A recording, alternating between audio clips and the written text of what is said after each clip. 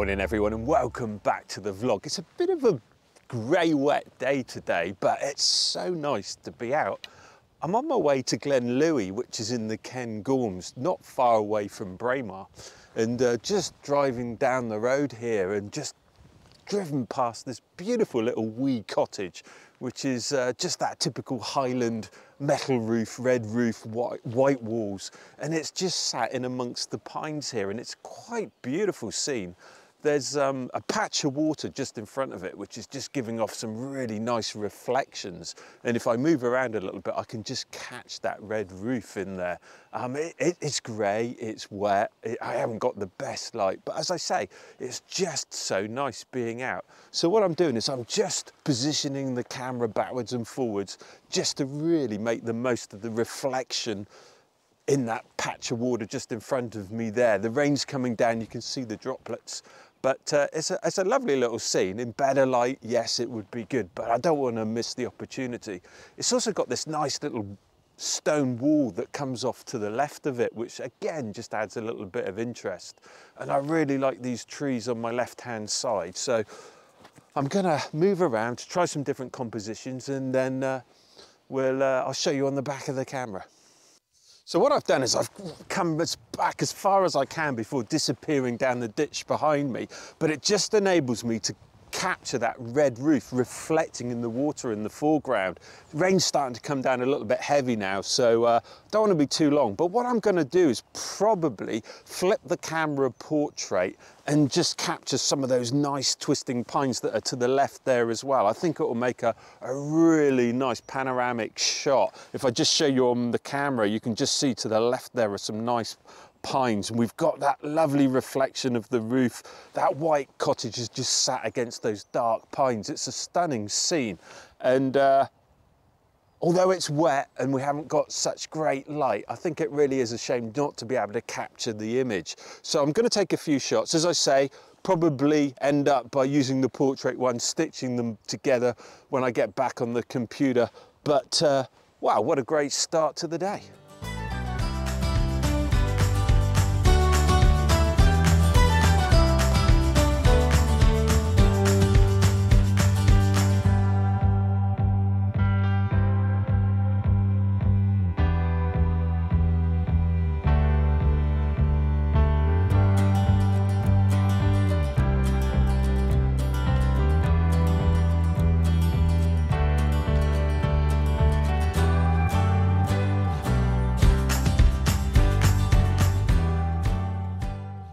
So what I've done now is I've just brought the camera around to the left because I really like that group of pines that are sat next to the cottage on the left-hand side there. And I also love the colours in the sort of old bracken. Well, actually, I think it's probably heather that's turned and has got that sort of brown colour to it. But you can see in the bottom of my image on the camera, we've got this beautiful sort of brownish splash of colour in front of the pines. But what I really like about this image is that stone wall that just sits behind, and there's a patch of light that's coming through. We've got this beautiful twisty sort of pine on the left hand side, and although it's overcast, it's coming through really nicely on the back of the camera. I'm shooting on my long lens at around about 135mm in.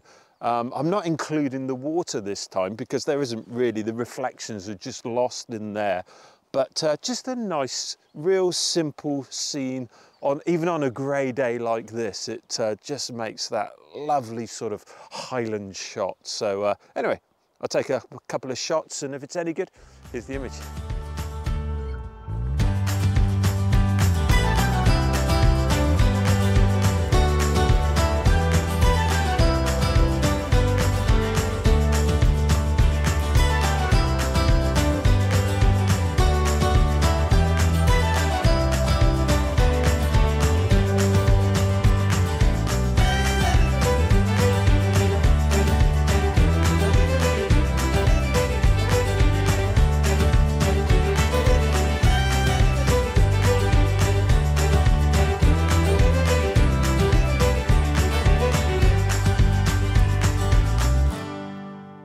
When you're faced with a grey day, a bit like today, there's a real tendency to automatically think, bah, the light's not very good, I'm not going to get any good pictures, I think I'll I'll forget it. But actually, it's more about adapting to your situation and to your light and finding subjects that will work well with the lighting that you've got. Now, it's a grey, overcast day. There's no detail in the sky. That sky's really bright. So I'm looking for subjects that don't include that sky, and perhaps subjects that have got a little bit more texture and perhaps a little bit more colour. And the other thing as well is that it's surprising actually how much light there is. You know, when you start looking on the back of the camera and you start looking at your image, you start to see patches of light that perhaps our eyes have adjusted to. And this is a good example. I've come across this beautiful grouping of old, probably Scots pine. And they're really weathered and have got some great shape to them. But what I'm doing is I'm positioning myself so that I'm not including this sort of grey overcast sky. What I'm doing is I'm just focusing on these trees. They've got some beautiful bark textures. There's some dark areas with the branches. The green's giving off a patch of light, which is really nice. And then we've got the sort of old heather that has gone past, but has got that lovely sort of rich kind of brown, warm sort of tones to it, which is in real contrast to the greens that are sat behind.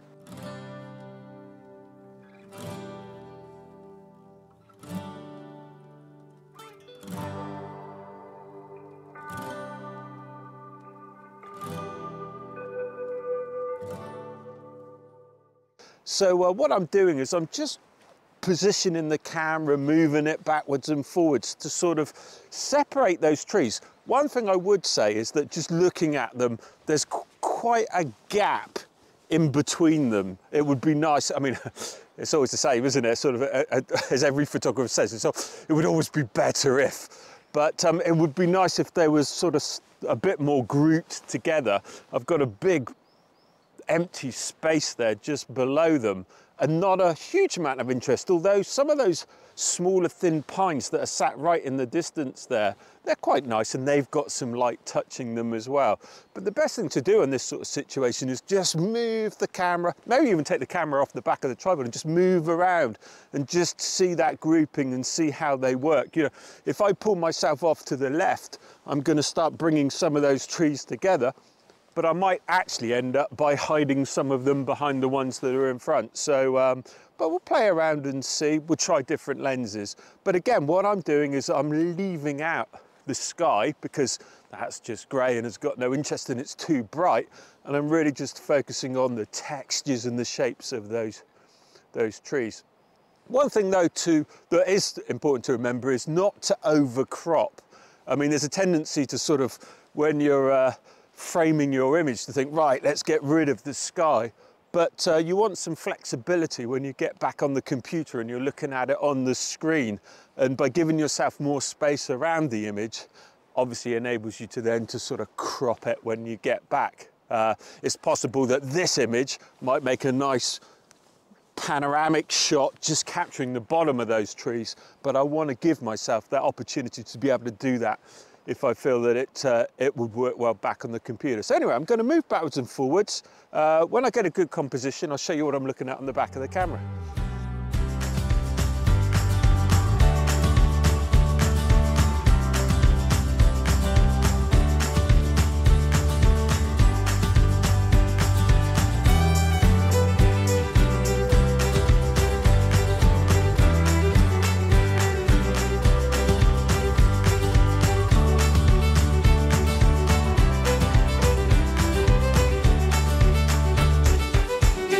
So what I've done is I've just brought myself left of the trees. The further I come back, the more I fill that gap in between that grouping of trees. The one at the foreground is just starting, as I pull right back into the side, I'm starting to fill some of those gaps. Now, I am introducing a little bit more sky because there's a mountain behind that is blocking that light out, but I think it's nicer with that gap filled. I'll show you on the back of the camera how it changes that image.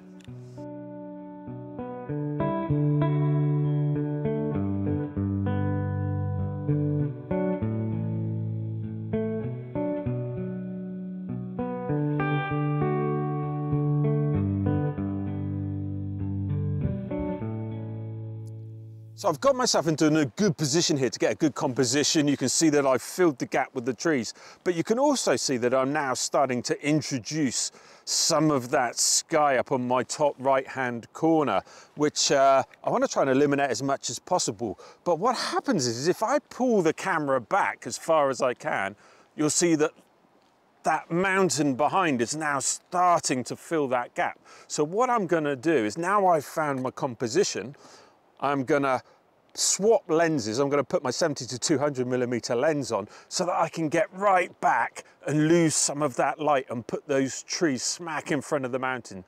So let's swap lenses. So I'll switch to my 70 to 200mm lens, and you can see now that I've been able to position myself right back, and I've put that mountain behind those trees. So we've lost that top right-hand corner patch of light now, and we've just got the hill behind.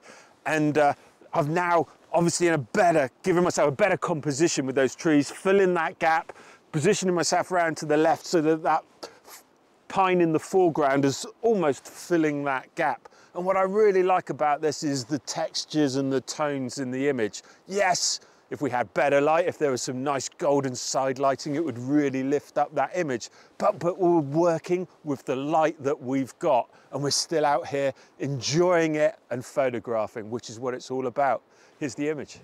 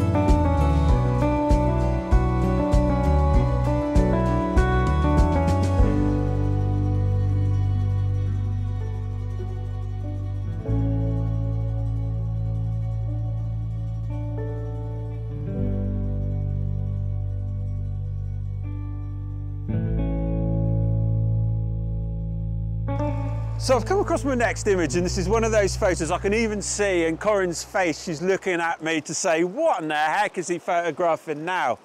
But it really does sum up. You know, we're surrounded by grey light. It's not good. We've got some beautiful big scenes around us, but what I'm doing is I'm honing in on some details. And what I really like are the layers that are built up on the banks of the River Dee here. And you can see the rock and the way it's layered. So you can see on the back of the camera here, we've got these really lovely layers of rock that come down, and it's almost like this sort of pearl white with patches of green in my foreground here on the rock.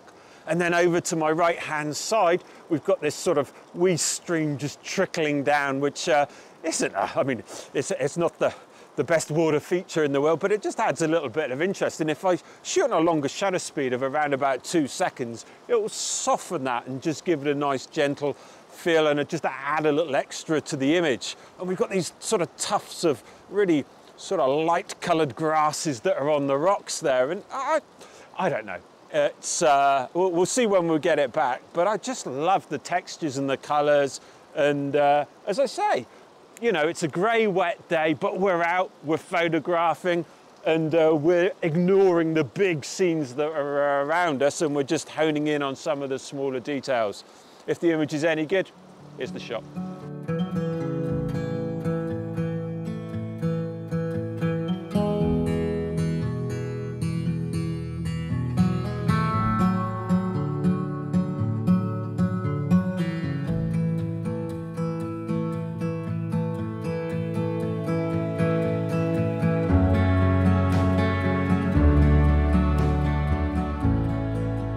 These rocks themselves that I'm stood on are really nice, and on a good day they would add a real nice lead-in lines to some images. Across the other side of the river are some pines that have got some roots that have been, I guess, where the river's actually sort of slowly dropped over the years. The roots have got exposed, and there's some real stunning pines just hanging on to the edge of the river, and I think in some better light they would get some nice images in through there. But what a great location. I haven't seen anybody around at all, so I've got the place, well, we've got the place to ourselves, and it's very chilly though. I've got to say, standing around you're starting to really feel the cold. But anyway, what I'm going to do is I'm just going to keep working this image.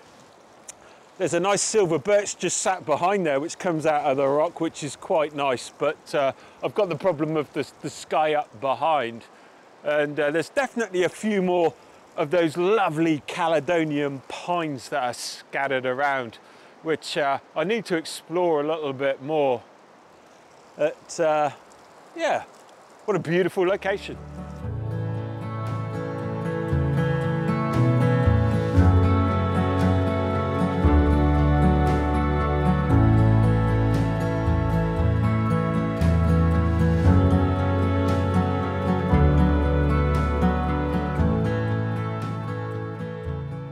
So I've come round to the other side of that little splash of water that's coming down to try and position myself under these rocks. Again, I'm trying to build into my image some of these beautiful layers and colours. And I've got a polarizer on just to knock back some of that light. But what I'm doing is I'm shooting underneath the rocks there, capturing the water just splashing down. There's a bit of green weed that's dripping, catching the light. But in the background, I've got those layers of rocks that really have just sort of, like, as I said, that sort of pearly white kind of colour is just a nice contrast against the dark rock. Long exposure, around about 2 or 3 seconds to soften that water again. But yeah, just playing around, just working out different compositions within the rock face there, building up a bit of a foreground, bit of a background. It's nice. It's a little bit sheltered because I'm under the rocks and the trees a little bit here, and a little bit out of the wind. It's interesting when you're looking along here how many different scenes there are within the rock. You know, it changes as you go along. At this end it's all sort of dark and there's a lot of weed, lots of water coming down off the hill there, whereas further along it gets a little bit lighter, and we get a lot more layered textures within the rock. But yeah, you know, it's about looking around and just finding those small intricate details that in themselves create a beautiful image.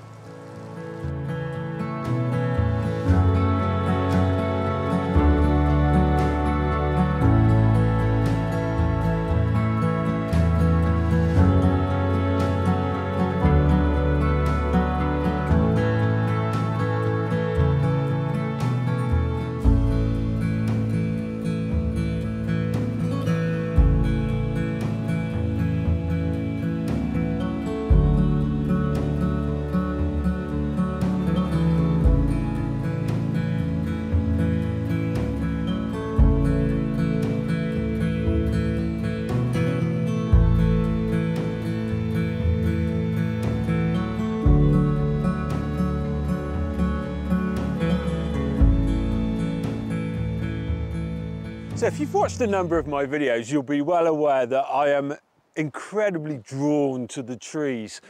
I can be in a big landscape surrounded by mountains, but it's always the trees that pull me in. And I've just sort of honed in on these beautiful Scots pines here that I love the way that they've grown together. The branches have gone out either side. Now what I've done is I've started off really close in. I walked up to the trees, had a good look around to see which way to get the best composition from them.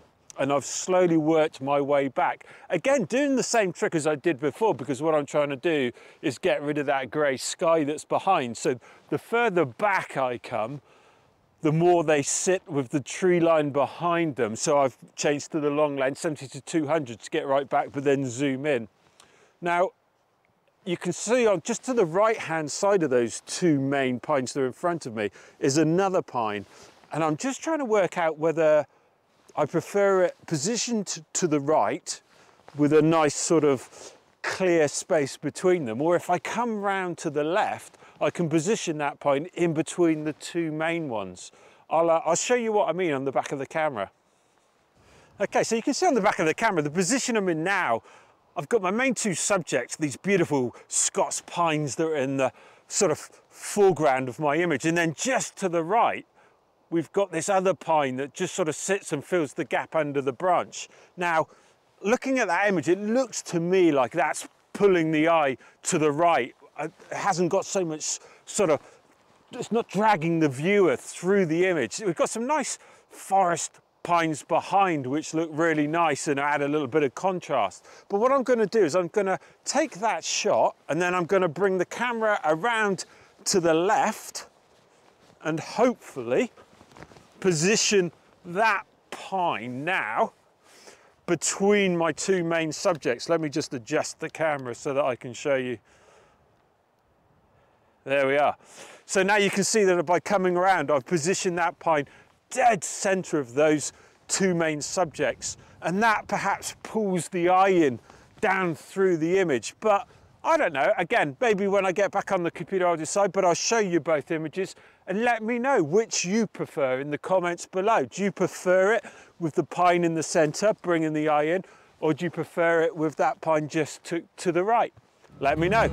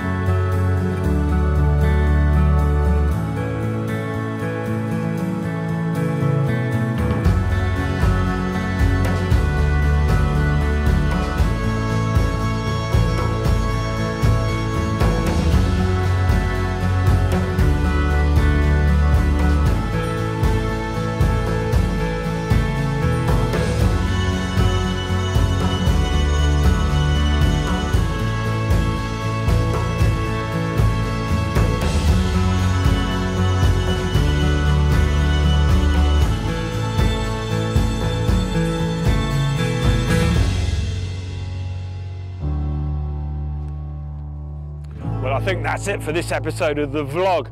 It really does go to show that it doesn't matter what the weather's doing. You've got to get out there, take the camera, get some images. I'm really looking forward to getting back, getting them on the computer and seeing what we've come away with. It really is a beautiful area that I'm looking forward to coming back throughout the year to see how it changes throughout the different seasons. If you're new to the channel, please hit subscribe, hit the notification bell and leave me a comment below. I always enjoy reading your comments and it really does help the channel. Thank you so much for watching. Look forward to seeing you in the next episode.